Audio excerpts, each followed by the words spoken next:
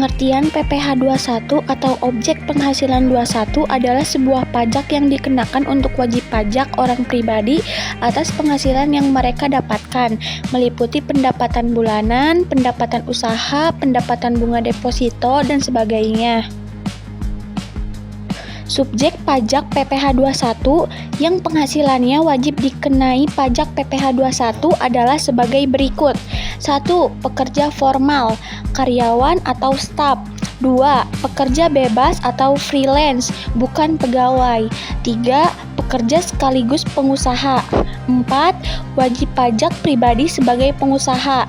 5. Orang pribadi luar negeri. Yang terakhir, pegawai tetap atau pensiunan. Objek pajak PPh pasal 21 A. Penggantian atau imbalan berkenaan dengan pekerjaan atau jasa yang diterima atau diperboleh termasuk gaji, upah, tunjangan, honorarium, komisi, bonus, gratifikasi, uang pensiun, atau imbalan dalam bentuk lainnya kecuali ditentukan lain dalam undang-undang ini. B. Hadiah dari undian atau pekerjaan atau kegiatan dan penghargaan. C. Laba usaha. D. Keuntungan karena penjualan atau karena pengalihan harta. E. Penerimaan kembali pembayaran pajak yang telah dibebankan sebagai biaya dan pembayaran tambahan pengembalian pajak. F. Bunga termasuk premium, diskonto, dan imbalan karena jaminan pengembalian utang. G. Dividen dengan nama dan dalam bentuk apapun, termasuk dividen dari perusahaan asuransi kepada pemegang polis dan pembagian sisa hasil usaha koperasi. H. Royalti atau imbalan atas penggunaan hak. I. Sewa dan penghasilan lainnya sehubungan dengan penggunaan harta. Besaran PPh pasal 21 yang harus dibayarkan oleh wajib pajak pun berbeda-beda karena dipengaruhi oleh faktor-faktor berikut ini. Yang pertama, kepemilikan nomor pokok wajib pajak atau NPWP. Yang kedua, status wajib pajak. Yang ketiga, besaran penghasilan tidak kena pajak atau PTKP. Yang keempat, besaran penghasilan kena pajak atau PKP. Dan yang terakhir yaitu tarif PPh 21. Sistem TER atau tarif efektif rata-rata adalah sistem terbaru yang digunakan dalam penarikan pajak PPh 21. Di dalam sistem ini, perhitungan pajak jadi lebih sederhana karena telah menghitung pengurangan penghasilan bruto yang meliputi biaya jabatan, iuran pensiun, dan penghasilan tidak kena pajak. Sistem TER ini digunakan untuk menghitung pajak penghasilan di bulan Januari hingga November. Sedangkan untuk perhitungan pajak bulan Desember mengikuti aturan di pasal 17 ayat 1 huruf A UU PPh. TER sendiri terbagi menjadi dua jenis, yaitu TER harian dan TER bulanan. Sistem TER harian berlaku untuk wajib pajak orang pribadi dengan status pegawai tidak tetap yang menerima penghasilan bruto dalam kurun waktu harian, mingguan, satuan, maupun borongan.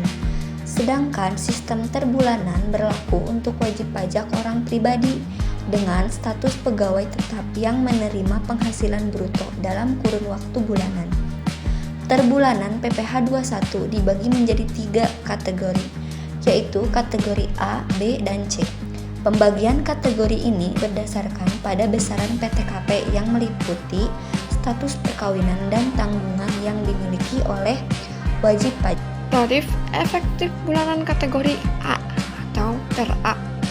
Kategori TER A ditunjukkan untuk wajib pajak yang memiliki status PTKP. Yang pertama, tidak kawin tanpa tanggungan. Yang kedua, tidak kawin dengan tanggungan sebanyak 1 orang. Yang ketiga, kawin tanpa tanggungan. Berikut rincian PPh 21 kategori TER A berdasarkan lapisan penghasilan bruto per bulanan. Tarif efektif bulanan kategori B atau TER B. TER B ditunjukkan untuk wajib pajak yang memiliki status PTKP sebagai berikut. Pertama, tidak kawin dengan tanggungan 2 orang. Yang kedua, tidak kawin dengan tanggungan 3 orang. Yang ketiga, kawin dengan tanggungan 1 orang. Yang keempat, kawin dengan tanggungan 2 orang. Berikut ini rincian PPh 21 kategori tier B berdasarkan lapisan penghasilan bruto per bulan. Tarif efektif bulanan kategori C atau ter C. Kategori ter C ini ditunjukkan untuk wajib pajak yang memiliki status PTKP kawin dengan jumlah tanggungan sebanyak 3 orang. Ter C ini memiliki tarif mulai dari 0% untuk penghasilan bulanan sampai dengan 6,600 juta hingga 34% untuk penghasilan bruto bulanan di atas 1.419 juta rupiah. Berikut ini adalah rincian PPh 21 kategori C berdasarkan lapisan penghasilan bruto per bulan. Cara menghitung pajak penghasilan menggunakan sistem TER. Contoh kasusnya yaitu Pak Galang adalah pegawai tetap memiliki penghasilan sebulan sebesar 10 juta rupiah dan membayar iuran pensiun sebesar 100.000 rupiah per bulan. Ia sudah menikah tetapi tidak memiliki tanggungan berapa pajak per bulan yang harus ia bayar. Jawabannya, berdasarkan status perkawinan dan PKP-nya, Pak Galang dikategorikan ke dalam TER A baris nomor 9 yang dikenai tarif pajak 2%. PPh 21 Januari sampai dengan November yaitu penghasilan bruto dikali tarif pajak TER. 10 juta rupiah dikali 2% hasilnya 200.000 rupiah. Jadi, Pak Galang akan dikenai pajak PPh pasal 21 sebesar Rp200.000 per bulan selama bulan Januari hingga November, selama tidak ada perubahan komponen gaji. Ingat bahwa perhitungan pajak di bulan Desember masih mengikuti sistem perhitungan yang lama, yaitu gaji sebesar 10 juta rupiah, biaya jabatannya 5% dikali 10 juta rupiah, hasilnya Rp500.000 dan iuran pensiunnya yaitu Rp100.000. Penghasilan neto per bulannya adalah Rp9.400.000. Penghasilan neto setahunnya adalah Rp9.400.000 dikali 12, hasilnya Rp112.800.000. PKP setahun yaitu Rp58.500.000 dengan tarif PKP untuk golongan tanpa tanggungan. PKP setahunnya yaitu Rp112.800.000 dikurangi Rp58.500.000, hasilnya Rp54.300.000.